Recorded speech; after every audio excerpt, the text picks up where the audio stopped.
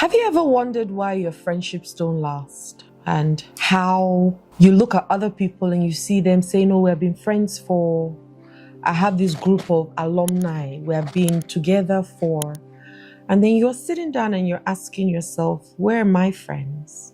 How come I don't have friends? Is it that I'm not likable, or is it that people don't want me to be their friend? This video is for you.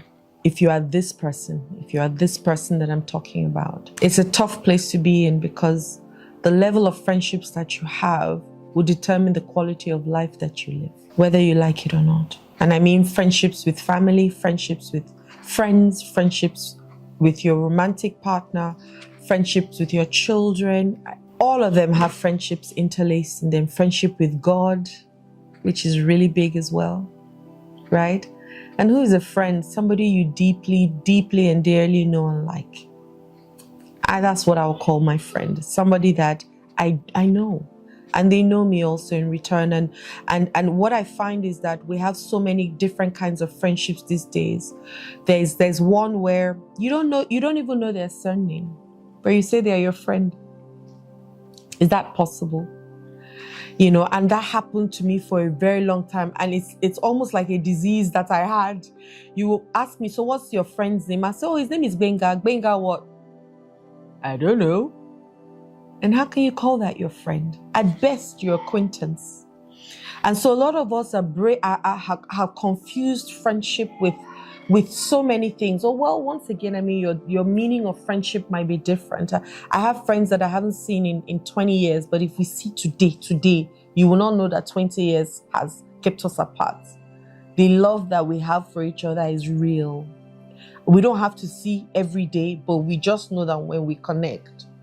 I have friends that live in this Lagos, we might not see, but when we see, it's not, you have forgotten me, you have fashion me, you have neglected me, none of those things, because we all understand that life could happen. Now, should there be intentionality? Absolutely, there should be, because anything that you choose to do, you'll find a way to do it, and if you don't do it, then if you don't want to do it, then you'll find a reason not to do it. And so maybe the person is not worthy of being called your friend yet. Maybe it's just, oh, somebody I know. Let's start from that. You know, maybe start from, I hear there's a friendship called transactional friendship. It could be business. Oh, we're business partners. We work together. We share money. We collaborate, and we maybe do training together. And so it's transactional. I give you money and you give me your service, or vice versa. But a lot of us are doing transactional friendship with our friendships. So if you give me love, I give you love in return. Even in our relationships, if you put roof over my head, or if you buy me that Louis Vuitton bag, then you have my body. Those are transactional friendships. And a lot of friendships and relationships are in this space. I always say to people that people don't love. What we do is we trade.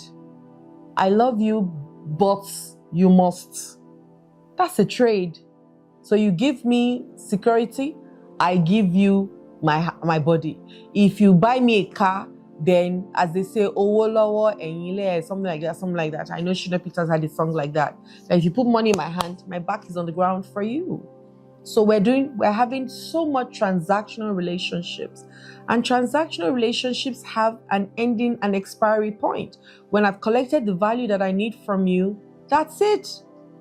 I don't need you anymore. If I gave you money and what you gave me was sex, then we're not friends. We're not friends. It was a transactional relationship or experience. And once that experience is over, I can now not be waiting for him to call me in the morning to say, oh, how are you doing this morning? We're not in that space. And even in marriages, a lot of people find themselves in this place. It's transactional purely. They haven't come out to say it is, but that's all it is.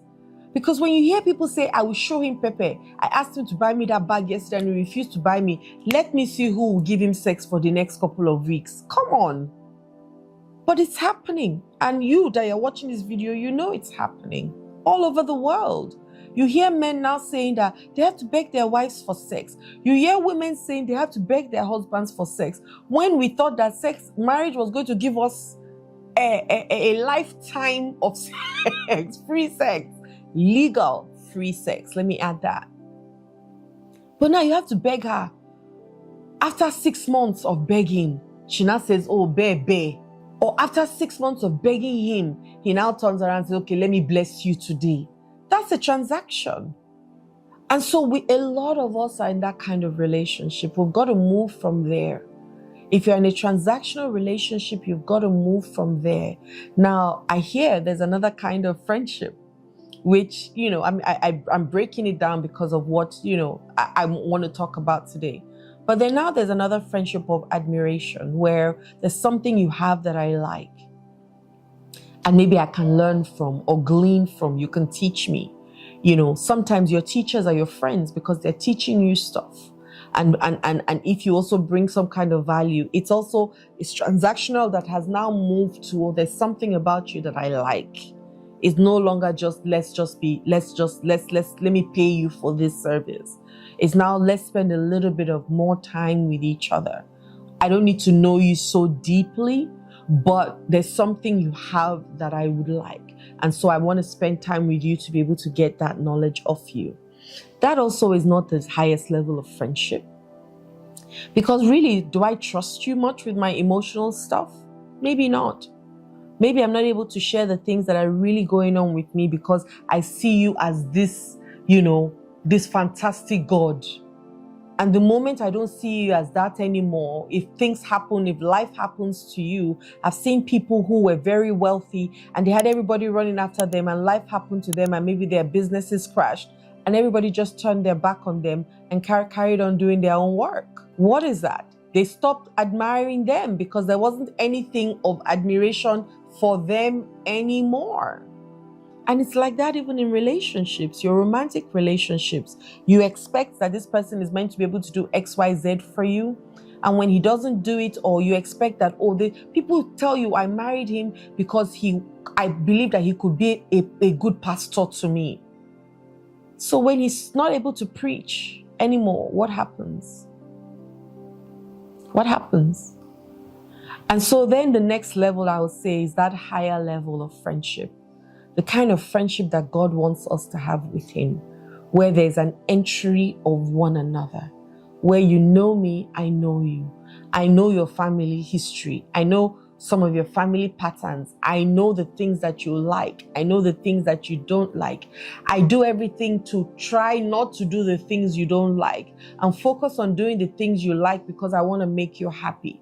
And vice versa, you want to do the same for me. The things that concern you concern me. The things that concern me concern you. And we can be lost in each other's worlds and each other's lives. For me, that's the kind of friendship that I'm looking for. I'm looking for somebody, or I want somebody, or I desire people who we can say whatever and know that we can never be judged by them. We can do whatever and know that we're never going to be judged by them. Even if they tell you that, okay, this thing you did, you can do better. We're only progressively moving forward. We're not stagnant and blameful and disrespectful. And even if we quarrel and we fight, we're like, so what? We fought yesterday. Today, let's keep it moving. I beg, let's go and eat agoing beans with bread and drink Coke. Even if I hardly eat those things, but it just sounded like it was a really cool thing to say with your friend or have with your friend. And I'm sure a lot of people enjoy that delicacy, as the case is. Right? And you're not thinking, oh, how can I hurt her or hurt him? That's not the kind of friendship I'm talking about. I'm talking about deep friendship. Like I say, the kind that Jesus had with his disciples, that at some point they didn't know who was who anymore. And that's why Judas had to say, the person I go and kiss, that's the person that you want to look for, because they had become too into each other.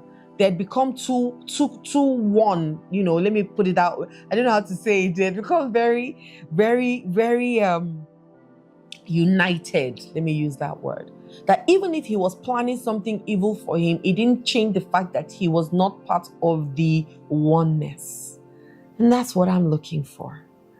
I desire it so much. I have great friends around me, so it's not like it's so far away. But I mean, whenever I think about friendships and the kind of friends that I would love to have, it would be that. Someone that will be there for me and just stay there. They don't even have to be in front with me, but I just know that every time I look back, they're there. They're there for me. And I'm grateful for having some of those friendships in my life. I'm really grateful to some of my friends that I can call on anytime and they'll show up without asking any questions. And that can happen only because I am that kind of friend also. So what kind of friend are you today? Are you the transactional friend, or the one that follows people because you admire them? Or are you the true kind of friendship, or the true kind of friend that is there for people and would do anything and everything you can to know who your friends are and be one with them just as they are one with you? Where do you fall in these categories? The reason why your friendships are not lasting, like the question I asked when we started, is because check it, maybe you are most times in transactional friendships, and maybe at the most in relationships with people that you admire. And so it's not really a give and take, it's a give from them, and it's a take from you. But the friendship where you both give each other value and it becomes a give and take and a nice dance and rhythm lasts a lot longer, because we're now more invested in this. We're not afraid to be hurt. We're not afraid to give, to be. We're not afraid to loosen up. That's the kind of friendship that you want to have. But you first have to be that friend to have such friendships. Love and light. I can be your friend. Hi there. My name is Adeola Kingsley James. I hope that the videos that I've been creating are really, really helping you. Don't forget, subscribe, like, and turn on your notification bells. I look forward to hearing from you. If you have questions, send them to me. If you have challenges, send them to me. The reason why I exist is to help you, right? To live a better life. So don't be shy. Don't feel like you're bothering me or disturbing me. Send me DMs, send me messages so that we can reach out to you in return and help you through this process of life, because life is lifing for us all. Yes? Let me be your sister in the journey. Have a wonderful day. Love and light.